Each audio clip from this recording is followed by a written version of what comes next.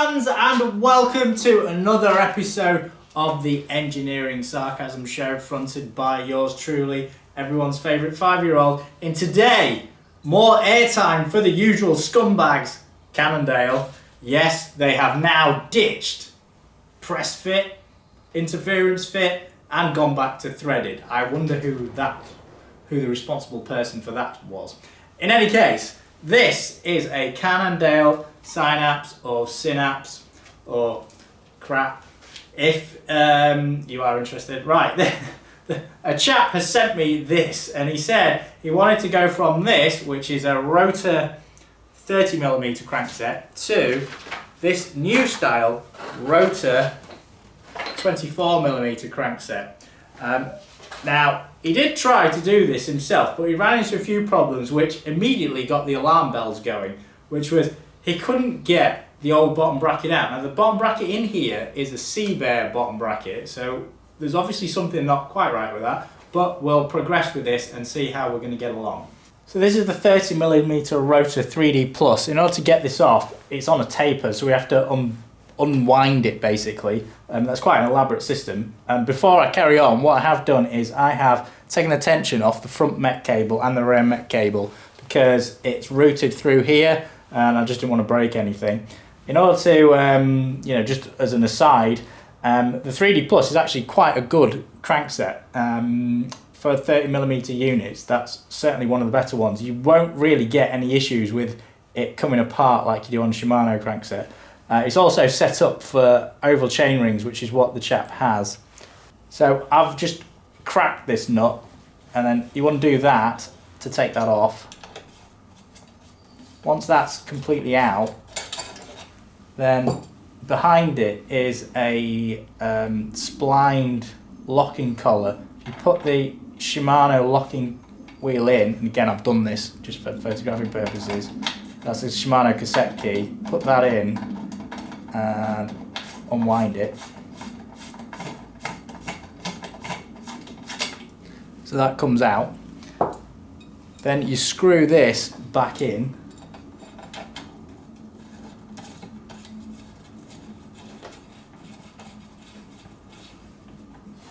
Like that.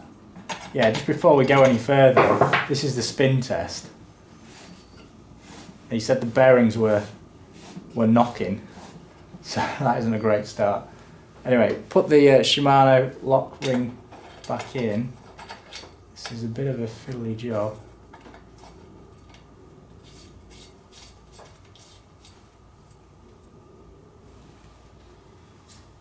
Could actually put that in the other way, but because there's not that much tension on it, we should just be able to, yeah, there we go. So as that backs out, it'll pull it off the taper. So yeah, you can put that in the other way if you need to, but I didn't.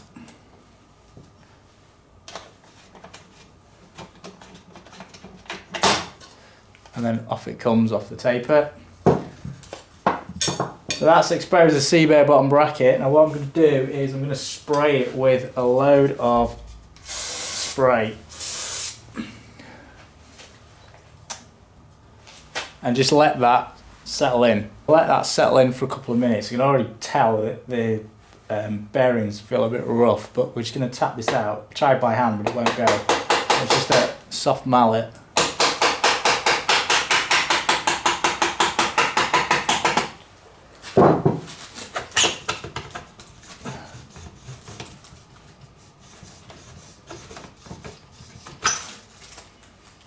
And we've got that out. Now you can see quite heavy damage to the shaft. I'll talk about that later. I need to take this bottom bracket out, so I'm going to use a punch through there and a hammer. Now CBear in their infinite wisdom have put a double lip in there, so you can't take the bearing out. It's basically impossible, so you've been in the bottom bracket. So we're going to try that and then go from there. So literally hammer and then tap away.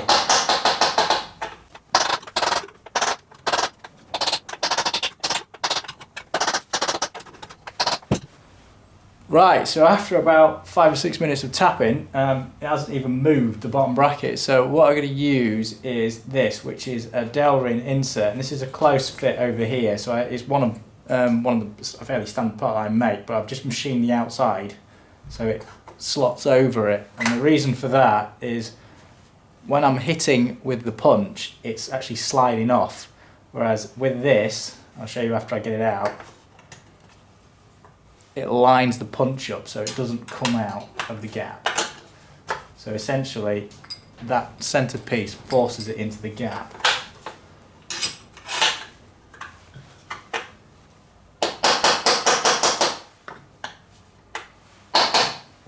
So after a bit more hammering, you can see I've made the grand scheme of 0mm of difference. I have to try to adopt a different method. So that didn't work, so we've got now to the next level, which is I've got the punch pushed through, I've got the receiver adapter on there to hold it, and now I've got my trusty quick clamp, and we're just going to apply a little bit of pressure, hopefully. Oh yeah, that's starting to shift. It's just a time-consuming process.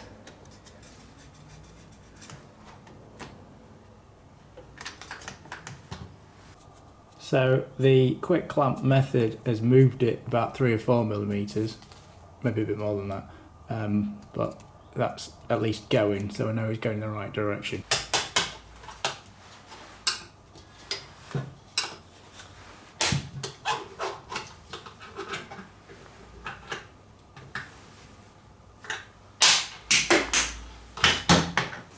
So that's one end out. Get the other one out now. So this is the cup from the non-drive side of the bike. I'm quite staggered to see it's 42.1. Okay, might have a bit of deformation from the turning, but it's miles out. Absolutely miles out. Unreal. It's no wonder he couldn't get it out, and why I struggled. Right, so I got a bit bored of trying to remove it. Now I've found out that it's 42.12. What a joke. I'm going to pull this one out. So I've just turned that down a little bit. I'm going to put that in the other side and then use this to fish it out. So just build that up.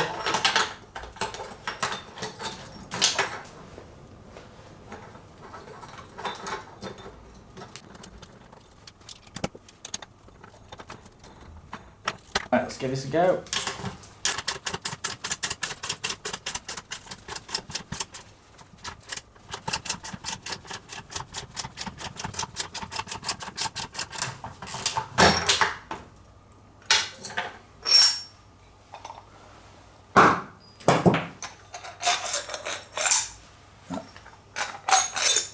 That's the bottom bracket out in there.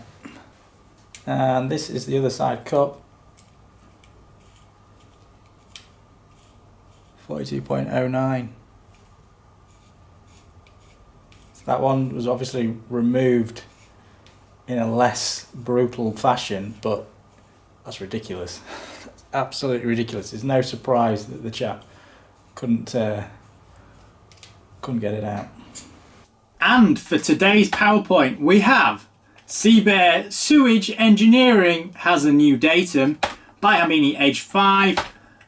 If you haven't already, check me out on Patreon. A subscription is always appreciated.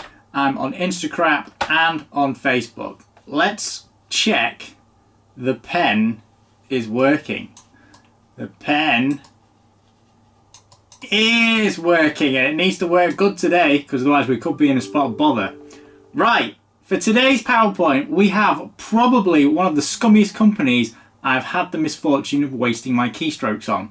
Hailing from the village of Peer, Wallonia in Belgium, I'm shite at geography if you hadn't already noticed, and representing Belgian Bicycle Engineering, weighing in at a fat bastard whale weight of 186 grams, this utter piece of shite, CBear bottom bracket. Now, before I go any further, and if you're wondering essentially why this roast is a tad more abrasive than normal, I did give CBear the opportunity, in fact multiple opportunities, to respond to certain aspects before they got reamed worse than Cameron Jeffers after he was stripped of his Zwift title.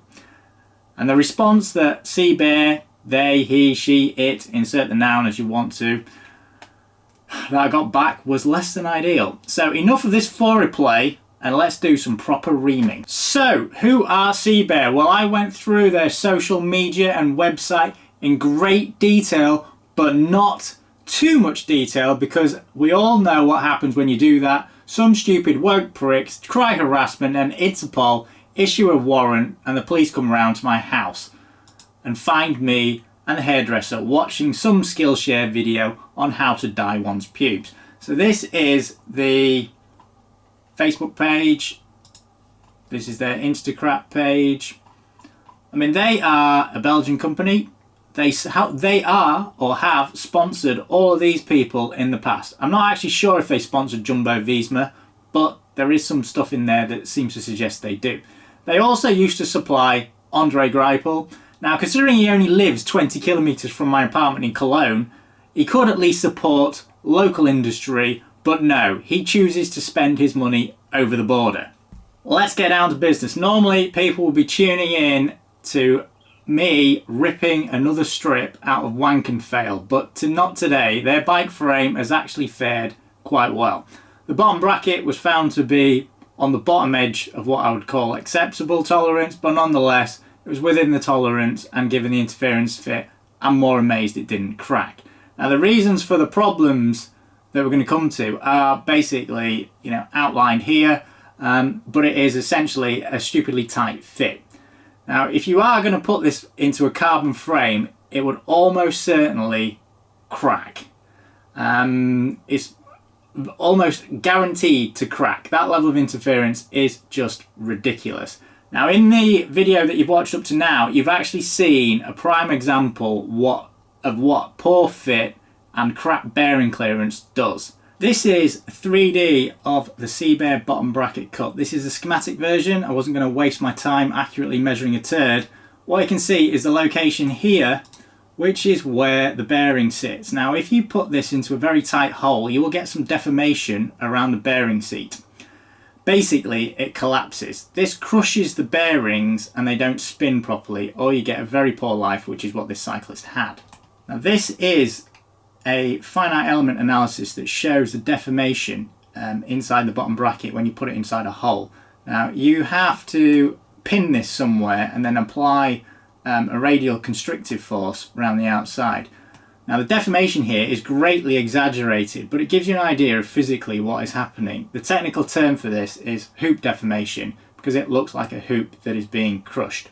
The internal surface, which is just here where the pointer is getting crushed ever so slightly, and that is causing the problem. Now, this is the original Cannondale BB30 standard, and it gives a tolerance on the hole of 41.96 to 41.98 millimeters. Now, that is a bit on the tight side. NTN, SKF and NSK usually specify an N7 fit. This is the NTM bearing book with bearing fits in it. Now, an N7 is spec'd in here for loads, and the corresponding tolerance for a 30 to 50 millimeter bearing, which this is 0.02 millimeters ish under the nominal size. The key point here is the tolerance of the hole is a bearing tolerance and not a press fit tolerance. Press fit tolerances are normally 0.05 millimeters. The Cannondale BB tolerance is 0.02 millimeters.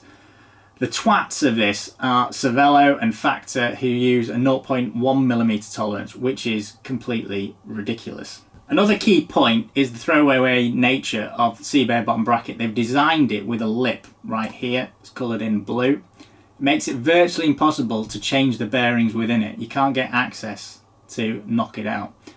A key point to make here is the variation between their cups. There was 0.04 millimeters ish of difference between one side and the other. It doesn't really reflect well on repeatability. Now, this is one of my bottom brackets. You're looking at a section view of it. Now, wherever possible, I tried to make the bottom bracket serviceable. Now there are some bottom brackets where there isn't enough space available to get an extractor in.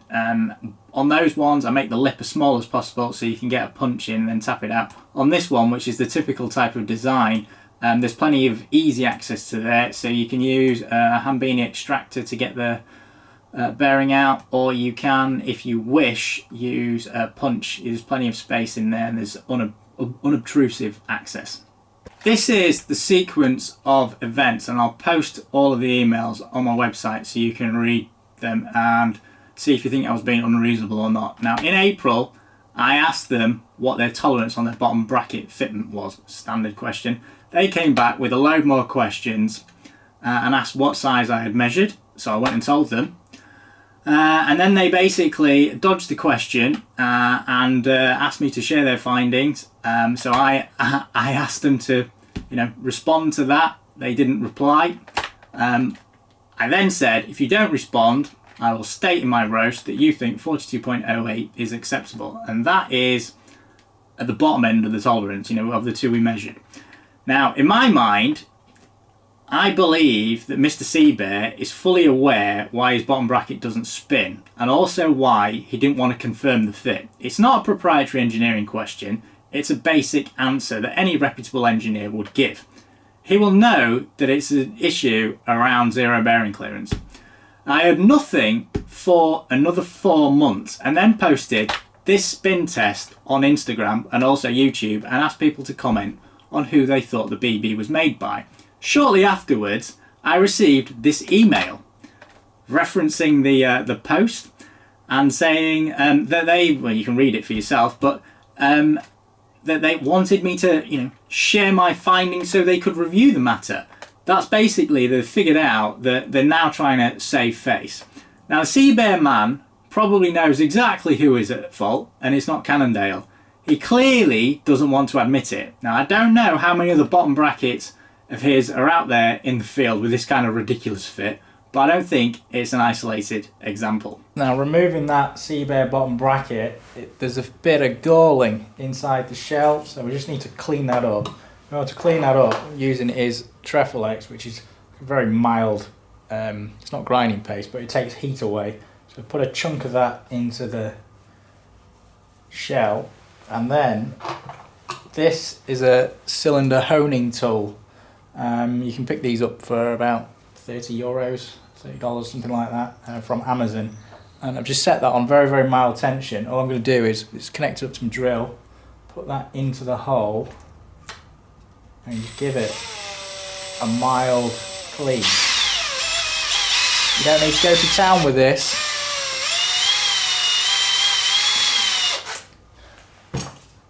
Oh, there we go. That's perfect. So it's just cleaned that bottom bracket shell up. And that's taken all the gouges out. So it's just a bit of the galling that's removed. Do the same on the other side. I just need to check the diameter again, because I've obviously removed a little bit of material.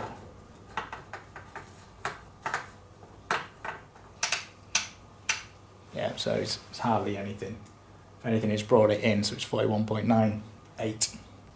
And this is the bottom bracket that's going to go in. So it's a BB38 neck, so you can see it's 41.99 before the bearing goes in. So once the bearing goes in, it'll be slightly wider than that, but it isn't going to be 42.08. And that's the other side. So there is a bit of expansion there for the bearing. This is an aluminium fit, so we're going to go for some mobile inside there and also inside there, and then we're just going to push this in. There we go.